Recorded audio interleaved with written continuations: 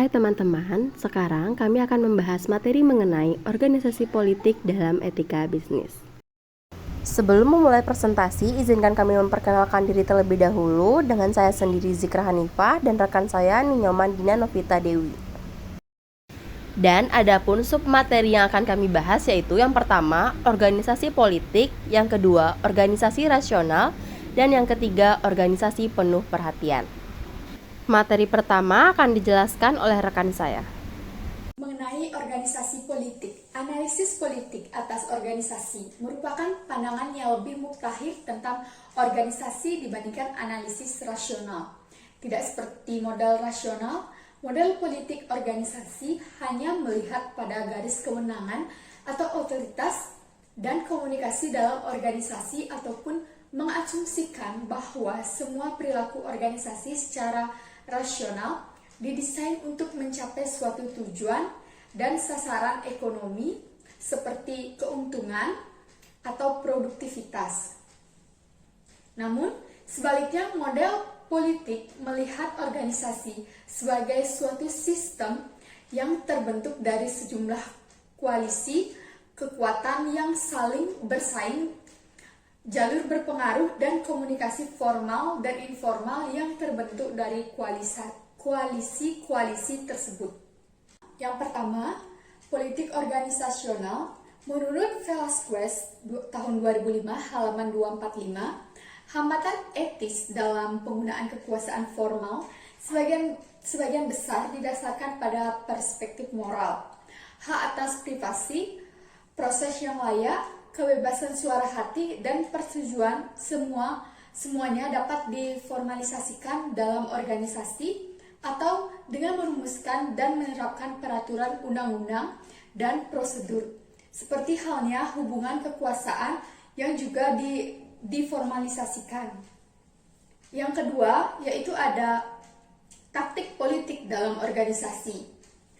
Proses di mana individu atau kelompok menggunakan taktik-taktik kekuasaan yang dibentuk secara non-formal untuk mencapai tujuannya sendiri. Kita semua menanamkan taktik ini sebagai taktik politik. Menurut Velasquez tahun 2018 halaman 262, ada satu hal yang perlu diperhatikan kecuali jika pembaca menginterpretasikan tujuannya sendiri sebagai tujuan yang berkonflik dengan kepentingan organisasi. Selanjutnya, yang ketiga, ada organisasi politik yang beretika. Menanamkan etika dan moral yang baik dalam politik juga dapat membawa pengaruh terhadap etika dan moral pada kegiatan organisasi bisnis. Sehingga pelaku bisnis yang ada tersebut dapat memiliki budaya kerja dan etika kerja yang baik sesuai dengan norma-norma dan aturan yang berlaku secara umum baik dalam maupun luar negeri. Organisasi politik yang baik adalah organisasi politik yang dapat menanamkan dan berpedoman terhadap etika dan norma-norma bisnis yang dimiliki. Selanjutnya mengenai organisasi rasional.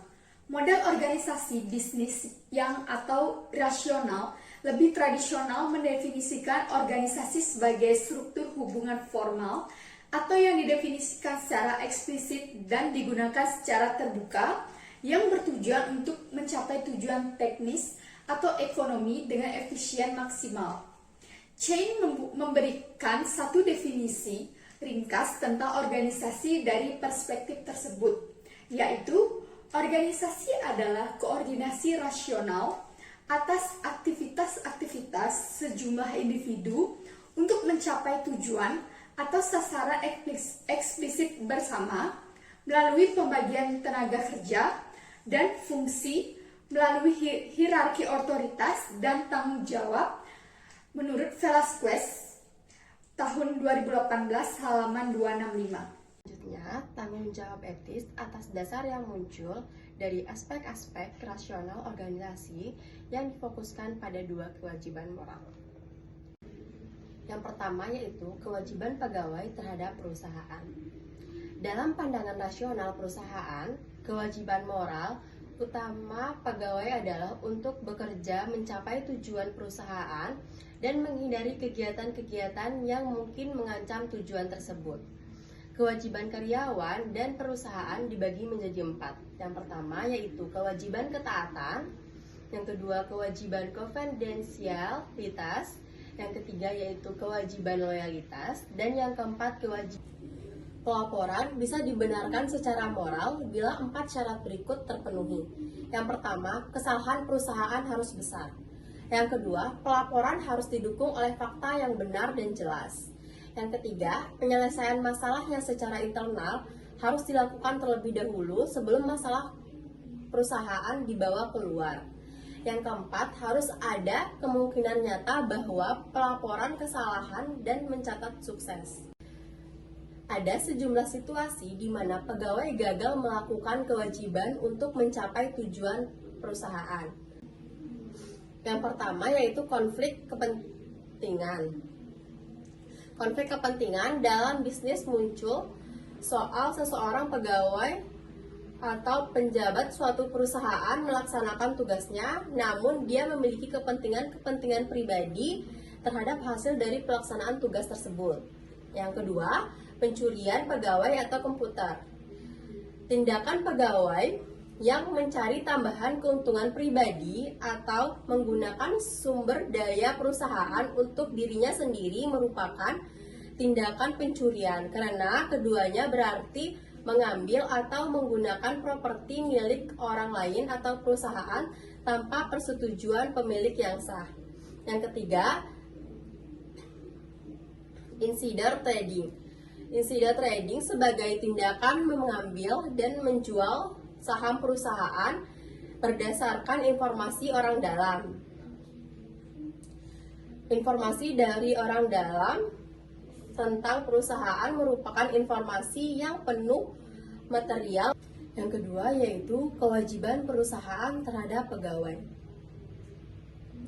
Kewajiban moral dasar perusahaan terhadap pegawai menurut pandangan rasional adalah memberikan kompensasi yang secara sukarela dan sadar telah mereka setujui sebagai imbalan atas jasa mereka. Pertama itu ada gaji, yang kedua yaitu kondisi kerja atau kesehatan dan keamanan, yang ketiga kepuasan kerja, dan yang terakhir tidak melakukan diskriminasi. Selanjutnya yaitu organisasi penuh perhatian. Dalam konteks organisasi penuh perhatian, penerapan prinsip memberi perhatian tidak hanya meningkatkan percayaan antar individu, tetapi juga mendorong terciptanya lingkungan kerja yang kondusif untuk pertumbuhan dan inovasi. Ketika setiap anggota organisasi merasa dihargai sebagai individu yang unik, mereka cenderung lebih terbuka untuk berbagi ide dan pengalaman, yang pada gilirannya dapat meningkatkan kreativitas dan produktivitas. Lingkungan kerja seperti ini mendukung kolaborasi yang efektif karena setiap tindakan yang diambil berdasarkan pada dasar saling pengertian dan dukungan, bukan hanya pada peraturan kontraktual atau kekuasaan semata. Baik, sekian materi yang dapat kami sampaikan. Semoga bermanfaat. Terima kasih.